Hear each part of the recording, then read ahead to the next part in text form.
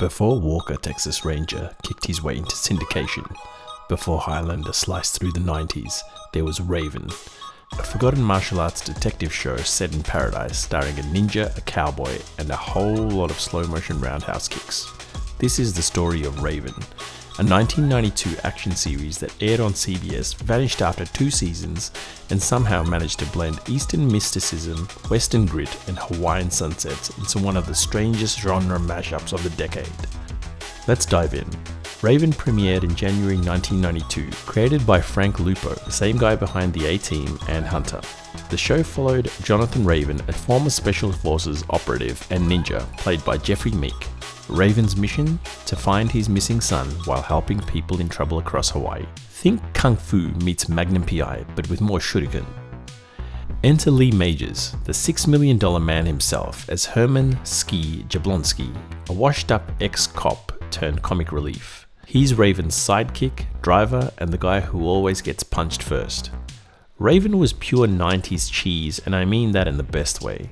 Every episode had at least one slow-motion fight scene, complete with synth-heavy music and dramatic zooms. But what really set it apart was the aesthetic. Shot entirely in Hawaii, the show leaned hard into its tropical setting, lush jungles, beachfront brawls, and spiritual temples. It tried to be both zen and zany. 1 minute Raven's quoting Eastern philosophy, the next he's flipping over a pool table to dodge bullets. It's tonal whiplash, but somehow it works. Despite its unique vibe, Raven struggled in the ratings. It aired during CBS's Friday night death slot and never found a wider audience. After 20 episodes, it quietly disappeared. Today, Raven is barely remembered. No official DVD release, no streaming deal, almost no YouTube coverage apart from a few grainy intros and fan-uploaded clips. But in the pantheon of 90s action TV, it deserves a spot. It was part of that weird, wonderful wave of genre shows that mixed martial arts, mysticism, and melodrama into something totally unique. Raven wasn't just about kicks and quips. It really tried to say something about honor, redemption, and fatherhood. Raven wasn't a killer, he was a protector, a man haunted by war trying to find peace. And then there's Lee Majors, who would show up with a one-liner and a beer.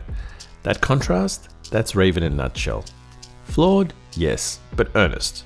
In a sea of cynical cop shows, that counts for something. So, if you've never heard of Raven or barely remember it, you're not alone, but maybe it's time to bring it back into the light.